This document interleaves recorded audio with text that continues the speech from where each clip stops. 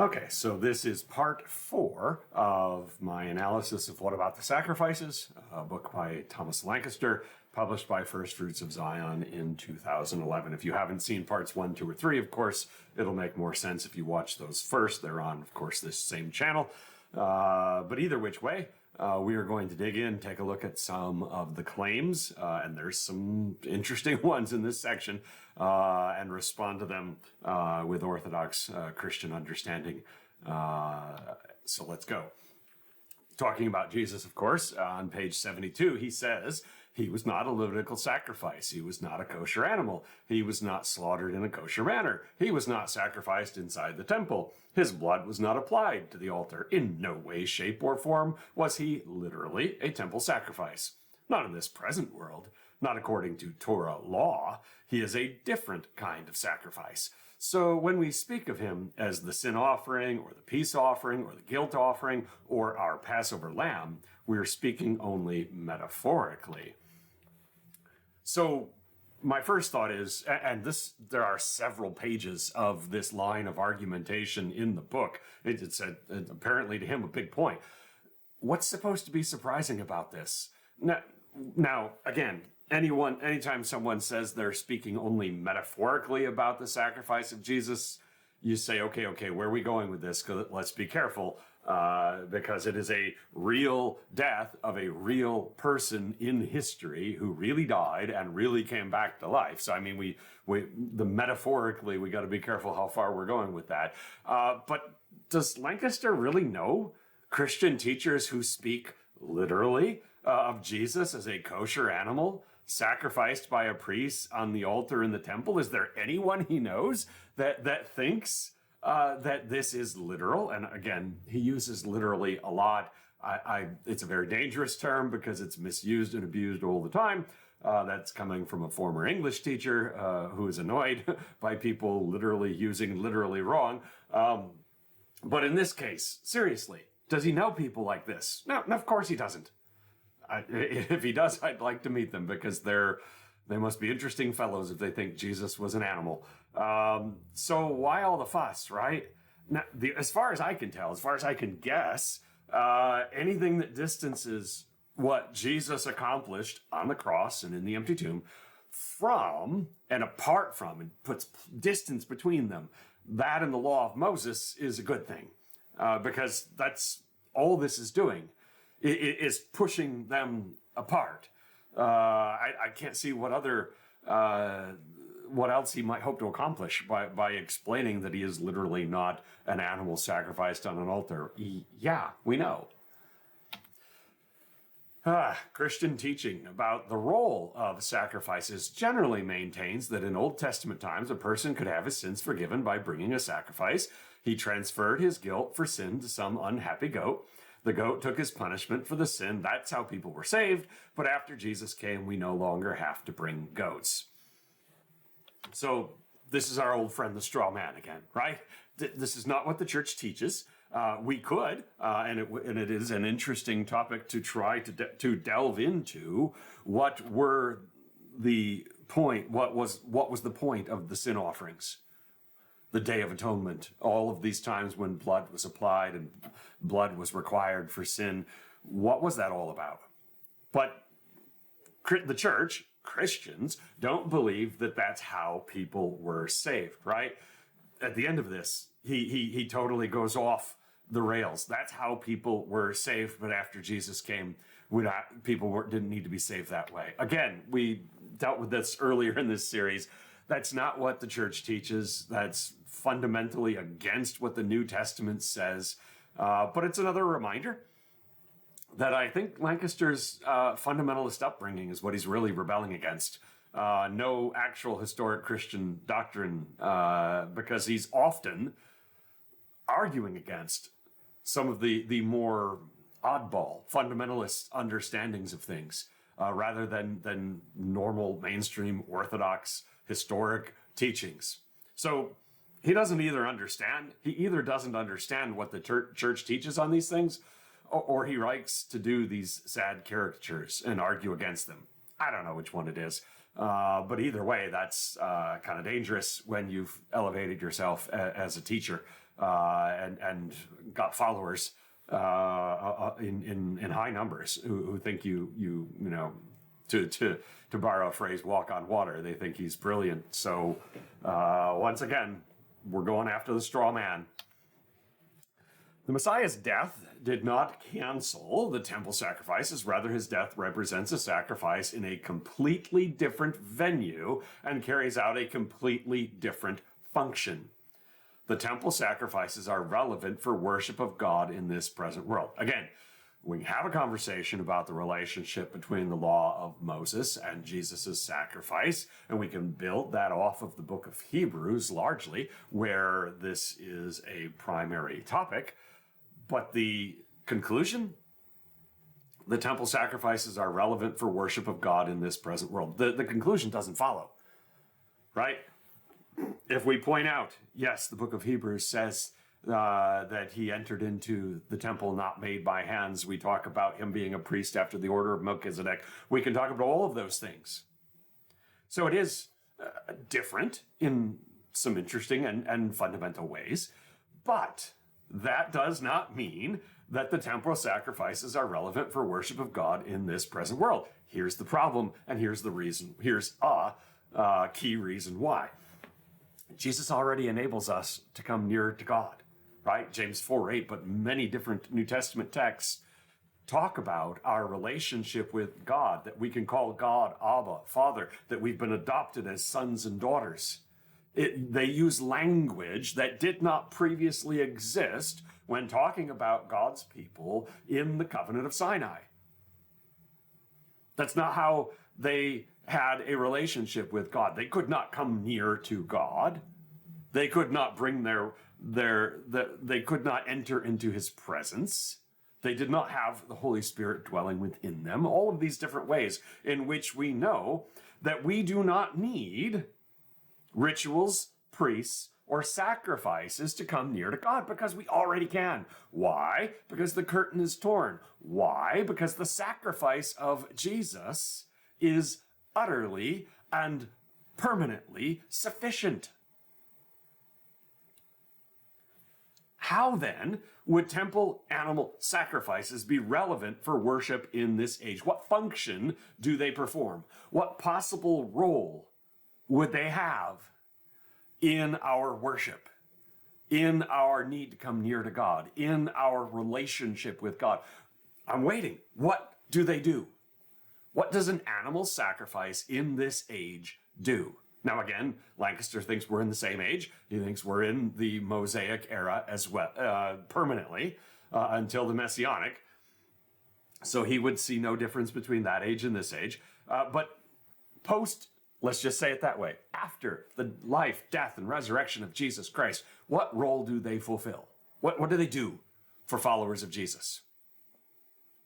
And if your answer is they allow us to come near to God, like they allowed the people of Israel to be near God, an unholy people near a holy God without his wrath breaking out against them, then we've got problems. We'll get to this more. So, as much as Lancaster likes to lambaste the church for not understanding the law of Moses, and that's a hobby horse of his, it appears here that he is misunderstanding the role of the temporal sacrifices that allow an unholy people to come near to a holy God, if he thinks what Jesus accomplished on the cross has no bearing on the need to continue to offer them as a prerequisite or as an integral part of worship. What are they doing? What are these sacrifices doing? Or does he doubt or deny, which would be even more dangerous, even more frightening, what the death and resurrection of Jesus has accomplished with respect to the nature of our relationship with God? Is he saying that what Jesus did is insufficient? That we still need animal sacrifices to come near to God because Jesus is insufficient? I hope he's not saying that. But if he's not saying that, then what do they do? There's nothing left for them to do. It's the same reason, and again, I know what this, he can't go there, but it's the same reason that we don't need all these cleansing rituals. before we can enter God's presence, before God's people can worship together. We don't need these identity markers. We've got baptism and we've got communion, and the New Testament establishes those as the ordinances of the church. What is the purpose of any of the rest of that? What's the purpose of keeping kosher? What's the purpose of the festivals and the Sabbath and all the rest? That's something he doesn't have an answer for. What do they do now for the followers of Jesus? All right, let's keep going. It also explains why the early apostolic community remained connected with the temple and with its rituals and services. They understood Messiah's sacrifice for the world to come, not for this world. It also explains how there can be a future Messianic age temple, because the Messianic age, glorious and perfect as it will still be a part of this world, not the world to come. So, in the end, the sacrifices of Jesus Christ on the cross and the confirmation of that in the empty tomb, which shows us that it is accepted by the Father, right? They change nothing in this world, according to Daniel Lancaster. Again, in this world, in this time, here and now, they change nothing. They didn't change anything. The law of Moses is 100%, according to Lancaster and First Fruits of Zion, exactly what it was before. It applies exactly the same, only now Gentiles must keep it too. What did he do? What did he accomplish? What is the point? Question. Why did God come in the flesh, suffer and die, to accomplish something that would be put on hold for thousands of years? Do you really think that's what the apostles believed? Jesus did this awesome thing. He died on a cross. He rose from the dead. We see him. We've touched him, as John says in 1 John. We ate with him, and nothing's changed. Let's just go back to the temple and worship just like before. That doesn't make any sense at all. That is such a minimization of what Jesus has accomplished. Right? It's so frustrating. So let's stop and let that sink in. Lancaster is teaching that Jesus' apostles and his followers believed that his sacrifice only pertains to the Messianic era to come. That it had no bearing on this present world. It didn't do anything for this present world, because you should be living exactly like a first century Jew. And using the temple and the Aaronic priesthood in order to do whatever. Because his sacrifice is for the age to come. It's not for this world, not for this world, not for this world. Now, do you see any evidence of this line of thinking in the words and the deed of the apostles, the words of the New Testament that are recorded of them speaking in the New Testament, or the words written by the New Testament authors, or their deeds, how they lived, what they did, how they acted, what they were willing to do, what they were willing to suffer? Do you see any evidence that they thought this will be great in the Messianic era, but it's not for us now? Any? No. Not at all. The premise of Christian theology that the death and resurrection of Yeshua of Nazareth fulfills, cancels, and replaces the Levitical sacrificial system. A corollary of that original premise requires that Yeshua's death be understood as a sacrifice for sin. After he made the ultimate sin offering, any further sacrifices offered by men would at best be unnecessary, and at worst an affront to the blood of Messiah and the rejection of his atoning sacrifice. You read that and you see, what are we setting up, right? Because you're in the right area, right? That is a thing, right? His death is the ultimate sacrifice for sin. What we don't need anymore. So where are you going? According to the Bible, according to the New Testament and the apostles, Yeshua is the sacrifice for sin. And I couldn't help myself when I read this. I thought, I got a bad feeling about this, right? To rip off Star Wars. Where else can this be going other than to deny that last phrase? Yeshua is the sacrifice for sin. Why are you setting it up like this? Where are we going? That's where we're going. Page 81. The correct answer, the obvious answer, can only be that Yeshua of Nazareth was certainly not a biblical sin offering. We've seen this before, haven't we, in this series? Can only be. It's correct. It's obvious. If you weren't such warped and twisted in your following, and the church hadn't taught you wrongly, it would be obvious to you that the only correct answer can be that Yeshua is not a sin offering. Yikes. Yikes. Okay. So he's not a sin offering. What is he? We're getting to that, but I'm like, okay. In regard to this world, he's not a priest on earth. In the same way, he is the sacrifice for sin once for all in regard to the heavenly temple, but on earth, in regard to the Torah, the temple on earth, and according to the law, he is not a sacrifice at all. So he's trying to make a distinction here that in the heavenly temple, he's a sacrifice for sin. And I guess I'll give them that. And I don't want to go further than he's trying to go here. But it's very disconcerting where he's going, very, very worrying. And I might have said to myself, okay, he doesn't really mean he's not a sacrifice for sin, because he said right here in regard to the heavenly temple, he is. But as we're going to see in a minute, he's got a completely different explanation as to what Jesus is doing with his death and resurrection than to call it a sin offering, to call it an atonement. Because again, in his mind, the Day of Atonement must still take place. The sacrifices must still take place. So let's see, right? Where are you going? Because right now, we're saying to ourselves, why? Why then did Jesus die if not as a sacrifice for sin? Well, here's the theory, and I'll be honest, this is a new thought to me. New. Early Judaism, and again, I've pointed this out before, and I try to convey that the church has many different ideas and many different beliefs in it, both now and in the past, and I'm trying to explain the general historic orthodox understanding of things rather than to get into the particulars of individuals and individual movements. And if I don't always convey that, my apologies.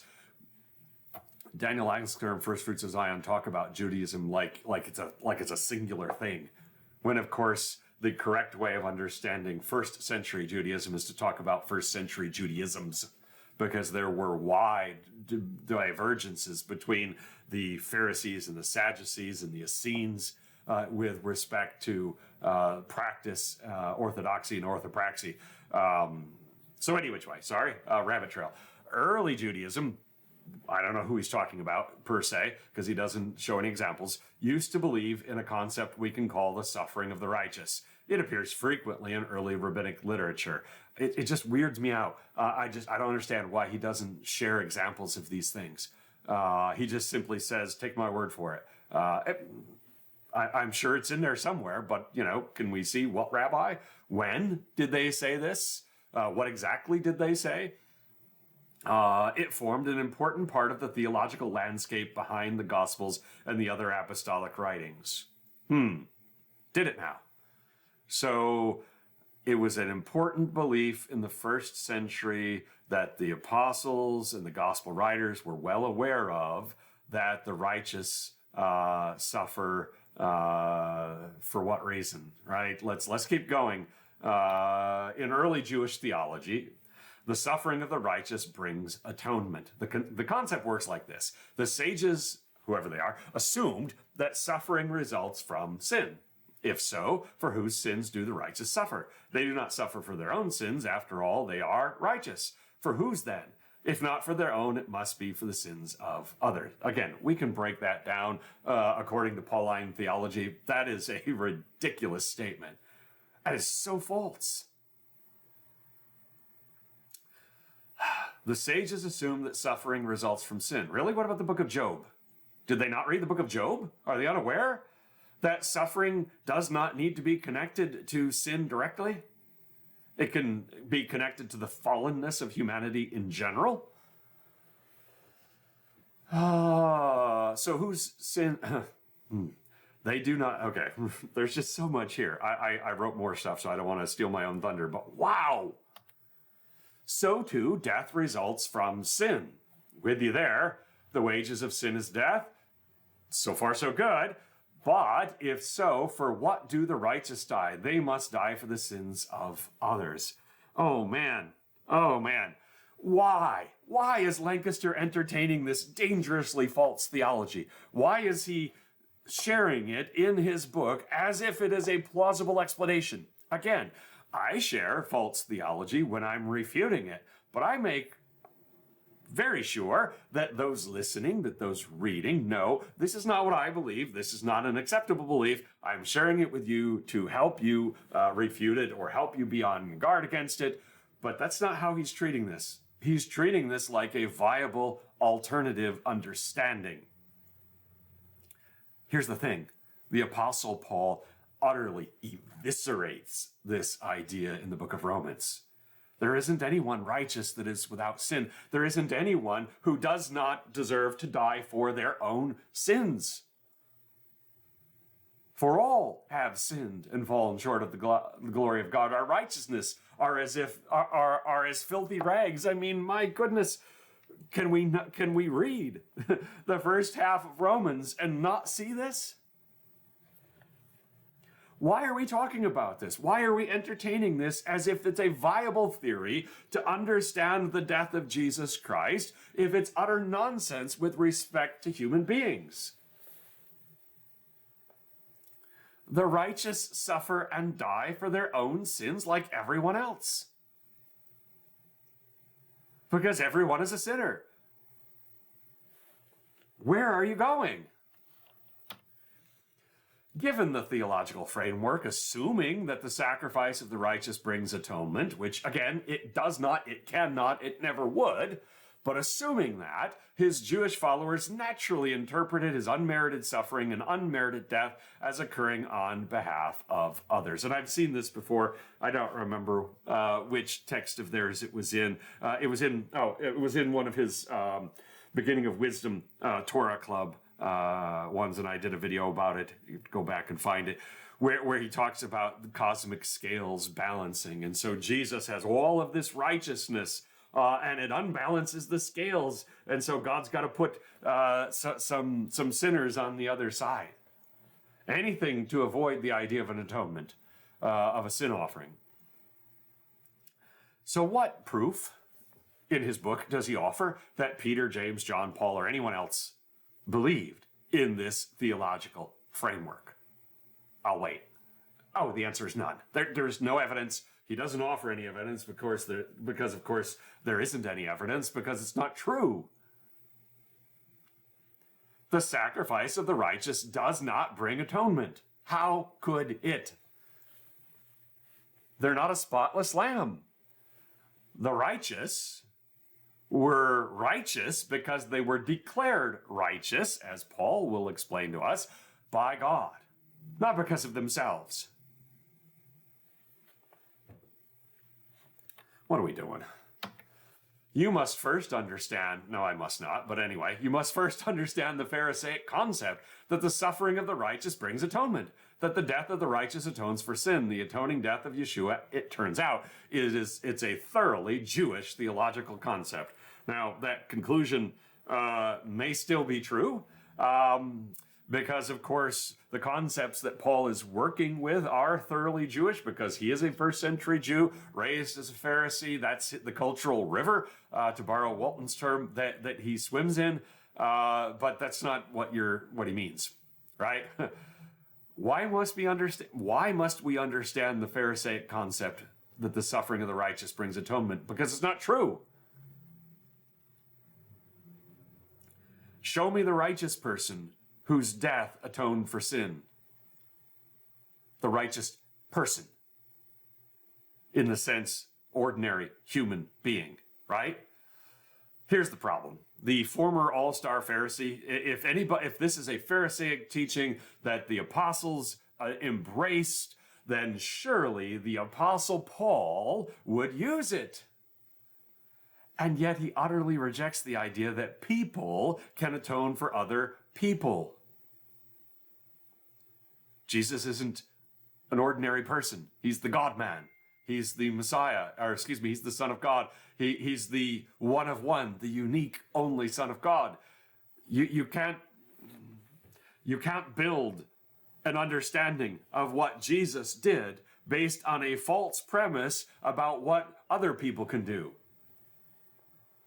How can the foundation of the truth be a lie? The Apostle Paul would never accept the idea that human beings have excess righteousness to spare for others, because if they had excess righteousness, they didn't need Jesus. I mean, take these to their logical conclusions. They're a nightmare. So the righteous can atone for others because they died unjustly. Therefore, they have excess, so they don't need Jesus. I mean, if you look at this logically, if you just follow where it leads, this is utterly ridiculous. This is not acceptable. All right, one weird rabbit trail of his. The book of Revelation says that he is the lamb slain from the foundation of the world. If his death abrogated the sacrifices, then they should have been unnecessary before his death as well, for his atoning work is eternal, unbound by time. I can almost hear Lancaster saying, na na na na na na. Now I got you now. This is such a weirdly literal interpretation of Revelation 13:8, but it's not what John's talking about. John's reference in Revelation 13:8 is not to time. It's to the fact that God's plan existed before the creation of the world. Before the universe began, he was the Lamb of God slain, because that was always God's plan. This was always going to happen. It didn't always happen in time. That's ludicrous. It happened in a moment in time, because God came into time in the incarnation. His atoning work is not eternal, unbound by time. That doesn't make any sense. It's applied retroactively to those who lived before, because God exists outside of time. But anyway, this whole thing makes no sense. He can't abrogate, and that's actually a decent word for it. He can't abrogate the sacrifices, because then they would have never been necessary. Come on. You do understand that the people before Jesus were living in time, right? This is so weird. So why did we take this whole side trip into the idea of the righteous atoning for others? What was the point of this? Page 89. If his sacrifice did not apply within the Levitical system, we should not be concerned about any perceived competition between his sacrifice and the Levitical system. His death need not cancel the sacrifices nor render them redundant. It need not, eh? Well, it does. Okay. And then here's, in the end, right? In the end, Lancaster has taken great pains, although this is a fairly brief book, right? And the scholarship in it's been not good. He's taken great pains to, quote unquote, prove that Jesus and the sacrifices of the law of Moses have nothing to do with each other. These are not related topics. Nothing to see here. Jesus did what he did. Law of Moses goes on just as before. In order to offer a quote-unquote plausible alternative theory of Jesus' purpose, he claims that the Jewish theological concept of righteous people atoning for others through their suffering is the answer. Sorry, no, this is not acceptable. This is not an acceptable understanding of what Jesus did on the cross and through the empty tomb. This is not an acceptable understanding of how we have a relationship with God in this age. So overall,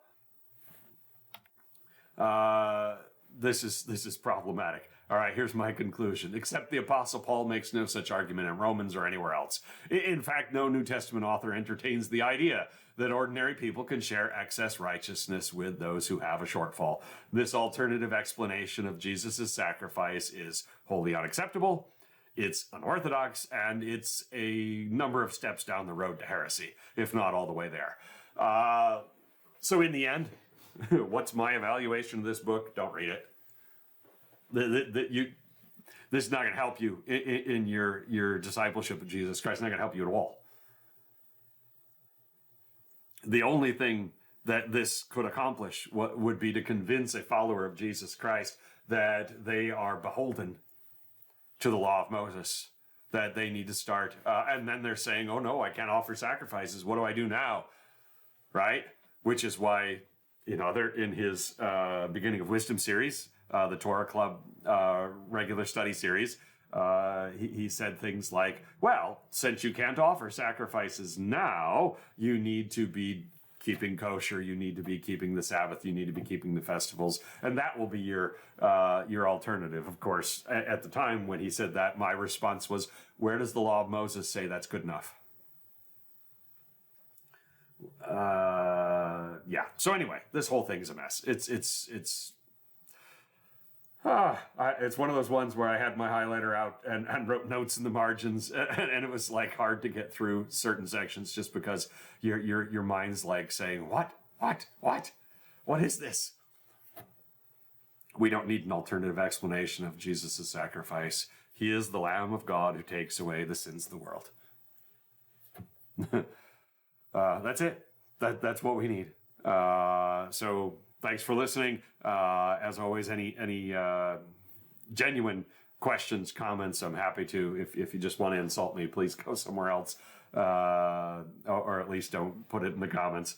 But I'm happy to interact with those who have a genuine thirst to understand these matters. God bless.